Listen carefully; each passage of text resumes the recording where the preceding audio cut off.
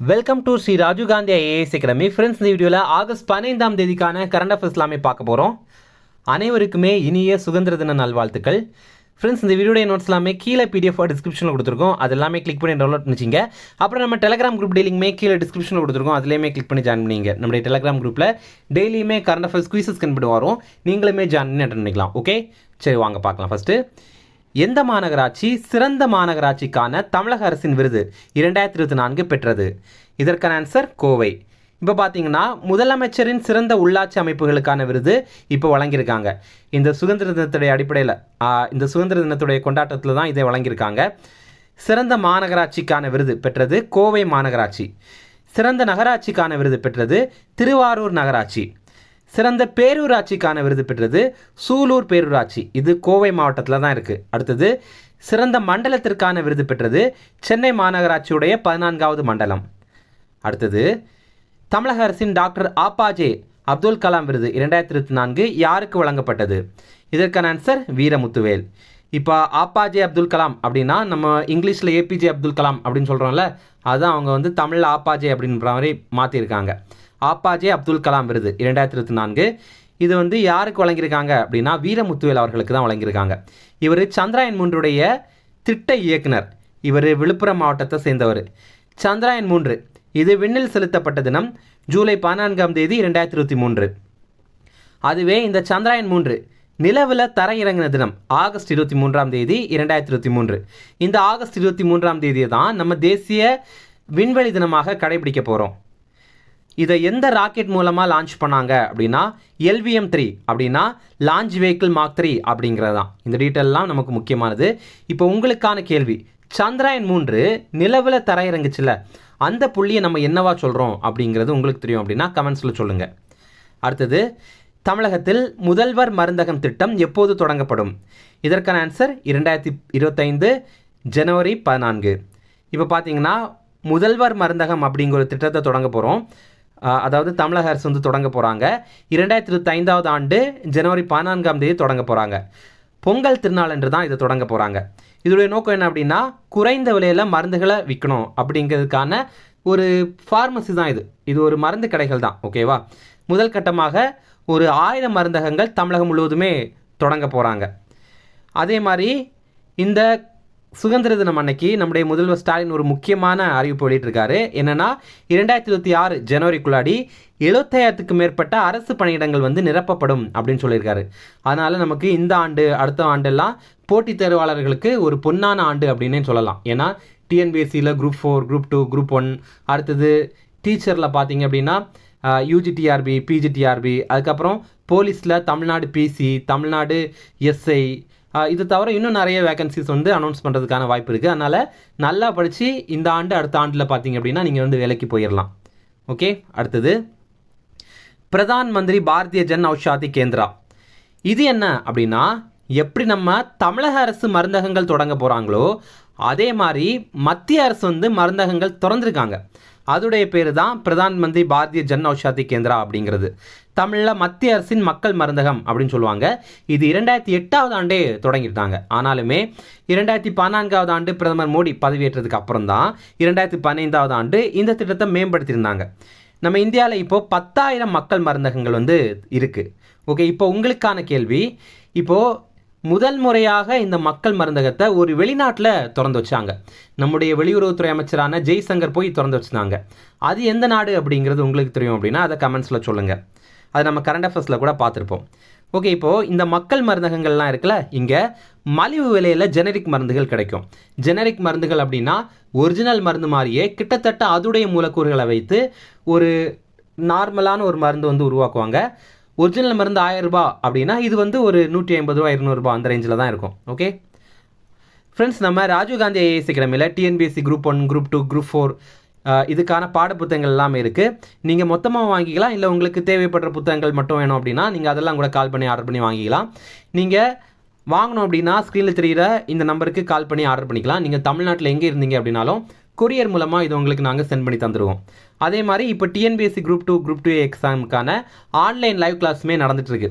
நீங்கள் அதில் கூட ஜாயின் பண்ணிக்கலாம். தமிழ் மீடியத்துலேயும் கிளாஸஸ் நடக்குது, அதே மாதிரி இங்கிலீஷ் மீடியத்துலேயுமே கிளாஸஸ் நடக்குது. இதில் நீங்கள் ஒரு மாதம் முடிந்ததுக்கப்புறம் கூட குரூப் 4 பேட்சில் அப்படியே கண்டினியூ பண்ணிக்கலாம். அடுத்து பார்த்தீங்க அப்படின்னா நீங்கள் சென்னையில் அண்ணா நகரில் இருக்கிறீங்க அல்லது அண்ணா நகரை சுற்றி இருக்கிற பகுதியில் இருக்கிறீங்க அப்படின்னா நம்முடைய ஸ்டடி ஹால் வசதி வந்து பயன்படுத்திங்க. இதில் பார்த்தீங்கன்னா ஏசி வசதி இருக்குது, அதுக்கப்புறம் ஒய்ஃபை வசதி இருக்குது, அதுக்கப்புறம் லைப்ரரி வசதி கூட இருக்குது. அடுத்தது தமிழ்நாட்டில் தற்போது வரை உள்ள ராம்சார் தலங்களின் எண்ணிக்கை என்ன? இதற்கான ஆன்சர் 18. இதில் பார்த்தீங்கன்னா தற்போது வரை அப்படின்னு சொல்கிறது இந்த ஆகஸ்ட் 15ஆம் தேதி வரைக்கும் தான். இப்போது நம்ம தமிழகத்தில் இருக்கிற ராம்சார் தலங்களுடைய எண்ணிக்கை வந்து 18.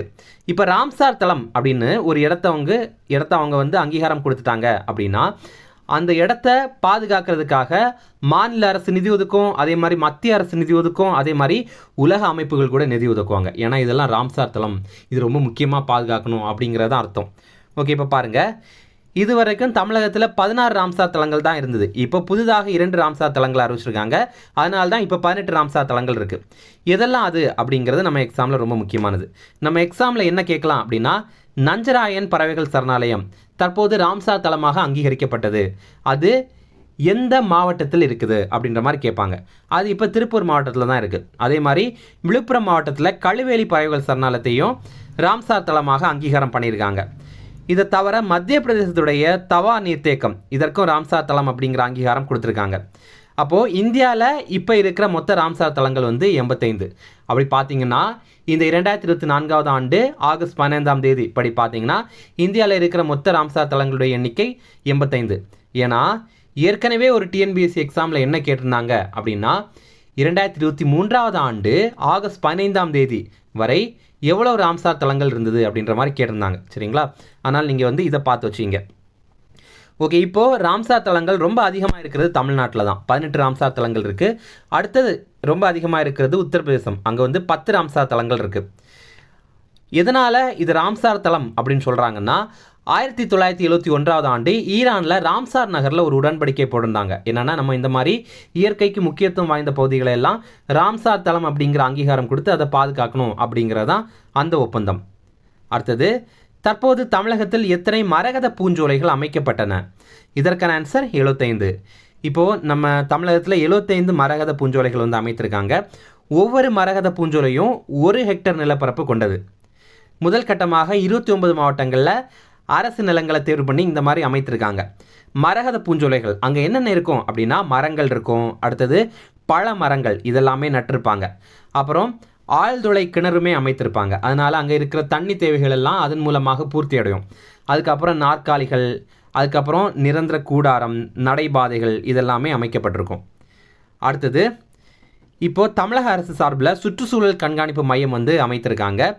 இது வந்து மாசு கட்டுப்பாட்டு வாரியத்துக்கு கீழே அமைத்திருக்காங்க. இதை வந்து தமிழ்நாடு அரசுடைய இணைய சேவை மையத்தின் மூலமாக உருவாக்கியிருக்காங்க. ஓகேவா? இதெல்லாம் ஆன்லைன் தான், அதான் இவங்க இப்படி சொல்கிறாங்க.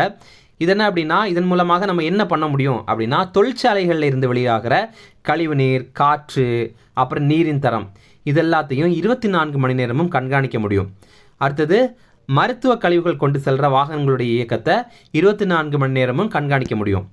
அடுத்தது, கனிமங்கள் மீது மத்திய அரசு வசூலித்த வரியை எந்த தினம் முதல் திருப்பி வழங்க உச்சநீதிமன்றம் தீர்ப்பு வழங்கியது? இதற்கான ஆன்சர் ஏப்ரல் 1, 2005. ஓகேவா? ஏப்ரல் 1, 2005.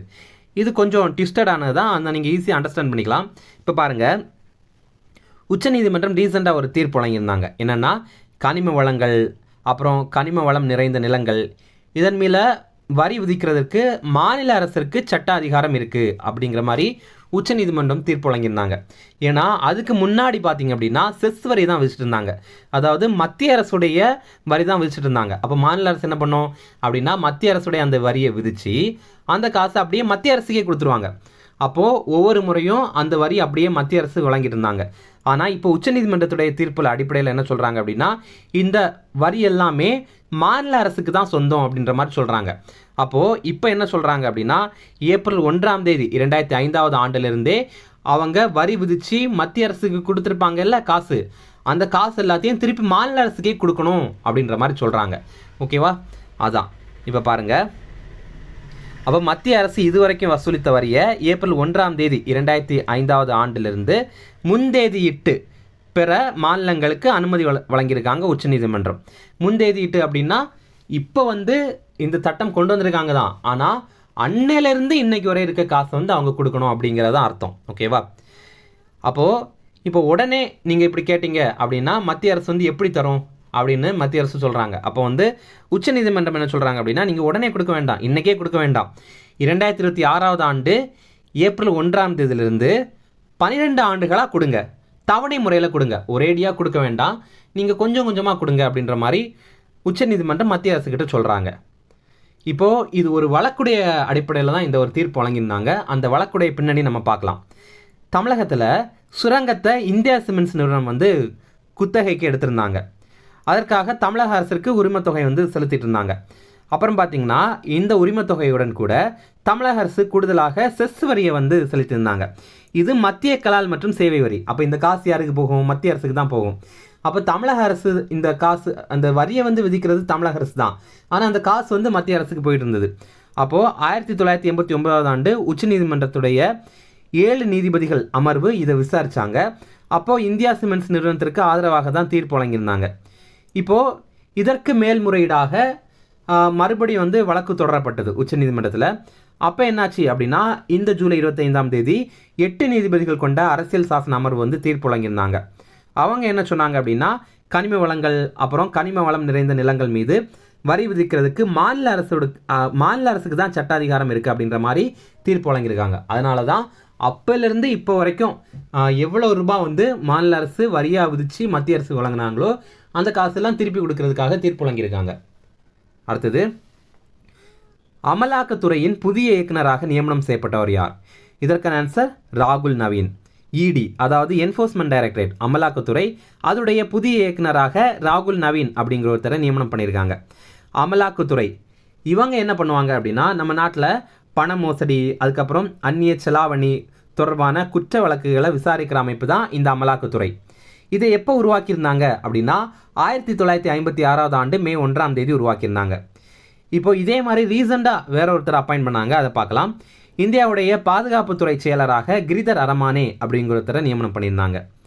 அடுத்தது, மத்திய உள்துறை செயலராக நியமனம் செய்யப்பட்டவர் யார்? இதற்கான ஆன்சர் கோவிந்த் மோகன். இப்போது யூனியன் ஹோம் செக்ரட்டரியாக கோவிந்த் மோகன் அப்படிங்கிற ஒருத்தரை அப்பாயின்ட் பண்ணியிருக்காங்க. மத்திய உள்துறை செயலராக கோவிந்த் மோகன் அப்படிங்கிற ஒருத்தரை நியமனம் பண்ணியிருக்காங்க. இதே மாதிரி ரீசெண்டாக இன்னும் சில அப்பாயின்மெண்ட்டை பற்றி பார்க்கலாம். மத்திய அமைச்சரவை செயலராக டிவி சோமநாதன் அப்படிங்கிற ஒருத்தரை நியமனம் பண்ணியிருந்தாங்க. அதே மாதிரி மத்திய வெளியுறவுத்துறை செயலராக விக்ரம் மிஸ்ரி அப்படிங்கிற ஒருத்தரை நியமனம் பண்ணியிருந்தாங்க.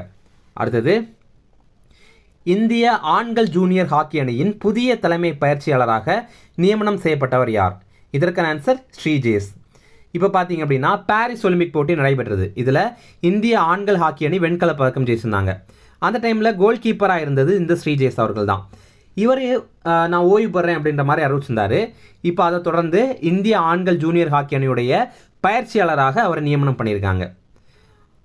அதே மாதிரி பார்த்தீங்க அப்படின்னா இந்திய ஆண்கள் கிரிக்கெட் அணியுடைய பந்து வீச்சு பயிற்சியாளராக மோர்ன் மோர்க்கல் அப்படிங்கிற ஒருத்தரை வந்து நியமனம் பண்ணியிருக்காங்க. மோர்ன் மோர்க்கல். ஓகே, இவர் தென்னாப்பிரிக்காவுடைய முன்னாள் வேகப்பந்து வீச்சாளர். பிசிசி அமைப்புடைய செயலர் யார் அப்படின்னா ஜெய்ஷா. அதுவே பிசிசி அமைப்புடைய தலைவர் யார் அப்படின்னா ரோஜர் பின்னி. அதுவே நம்ம இந்திய ஆண்கள் அணியுடைய கோச் யார், தலைமை பயிற்சியாளர் யார் அப்படிங்கிறது உங்களுக்கு தெரியும் அப்படின்னா அது கமெண்ட்ஸில் சொல்லுங்கள். இந்த இவர் தான், இவருடைய பேர் தெரியும் அப்படின்னா கமெண்ட்ஸில் சொல்லுங்கள். அடுத்து பார்த்தீங்க அப்படின்னா இந்திய பாரா பேட்மிண்டன் வீரரான பிரமோத் பகத் அவர் வந்து போட்டிகளில் கலந்துக்கிறதுக்கு 18 மாதங்கள் வந்து தடை வச்சுருக்காங்க. பாரா பேட்மிண்டன், பாரா அப்படின்னா என்ன அர்த்தம் அப்படின்னா இது மாற்றுத்திறனாளிகளுக்கான விளையாட்டு அப்படிங்கிறது தான் அர்த்தம். ஓகேவா, இவர் பாராலிம்பிக்ஸ் போட்டியில் சாம்பியன் பட்டம் வென்றவர். ஓகேவா, பாராலிம்பிக்ஸ் அப்படிங்கிறது மாற்றுத்திறனாளிகளுக்காக நடைபெற ஒலிம்பிக் போட்டி, அதில் சாம்பியன் பட்டம் வென்றவர் தான் இந்த பிரமோத் பகத். இவர் நம்ம இந்தியாவுடைய முக்கியமான ஒரு பாரா பேட்மிண்டன் வீரர். இப்போ எதுக்காக இவருக்கு தடை வச்சுருக்காங்க அப்படின்னா இவர் ஊக்க மருந்து சோதனையில் பங்கேற்கல அப்படிங்கிற மாதிரி தடை வச்சுருக்காங்க. 2025 ஆண்டு செப்டம்பர் 1ஆம் தேதி வரைக்கும் இவருக்கு தடை விதித்த அமைப்பு உலக பேட்மிண்டன் கூட்டமைப்பு. அடுத்தது 78வது இந்திய சுதந்திர தினம். இது ஆகஸ்ட் 15ஆம் தேதி 2024ஆம் தேதி நம்ம வந்து 2024ஆம் ஆண்டு நம்ம கொண்டாடுறோம். மறுபடியுமே அனைவருக்கும் இனிய சுதந்திர தின நல்வாழ்த்துக்கள். இந்த ஆண்டுக்கான கருப்பொருள் என்ன அப்படின்னா 2047ஆம் ஆண்டுக்குள் வளர்ந்த பாரதம் அப்படிங்கிறது தான். ஓகேவா, 2047ஆம் ஆண்டுக்குள் வளர்ந்த பாரதம். டெல்லியில் செங்கோட்டையில் தேசிய கொடியை பிரதமர் வந்து ஏற்றிருந்தார். தொடர்ந்து 11வது முறையாக பிரதமர் மோடி வந்து கொடியேற்றாரு. இதற்கு முன்னாடி அதிக முறை கொடியேற்றினது யாரெல்லாம் அப்படின்னா ஜவஹர்லால் நேரு 17 முறை ஏற்றிருக்காரு. அப்புறம் இந்திரா காந்தி வந்து 16 முறை ஏற்றிருக்காங்க. ஓகே, இனி ரிவிஷன் பார்க்கலாம்.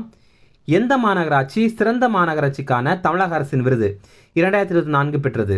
இதற்கான ஆன்சர் கோவை. அடுத்தது, தமிழக அரசின் டாக்டர் ஆபாஜே அப்துல் கலாம் விருது 2024 யாருக்கு வழங்கப்பட்டது? இதற்கான ஆன்சர் வீரமுத்துவேல்.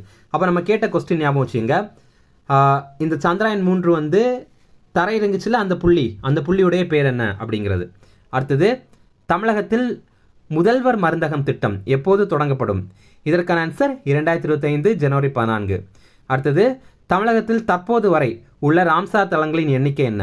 இதற்கான ஆன்சர் 18. அடுத்தது, தற்போது தமிழகத்தில் எத்தனை மரகத பூஞ்சோலைகள் அமைக்கப்பட்டன? இதற்கான ஆன்சர் 75. அடுத்தது, கனிமங்கள் மீது மத்திய அரசு வசூலித்த வரியை எந்த தினம் முதல் திருப்பி வழங்க உச்சநீதிமன்றம் தீர்ப்பு வழங்கியது? இதற்கான ஆன்சர் ஏப்ரல் 1, 2005. அடுத்தது, அமலாக்கத்துறையின் புதிய இயக்குநராக நியமனம் செய்யப்பட்டவர் யார்?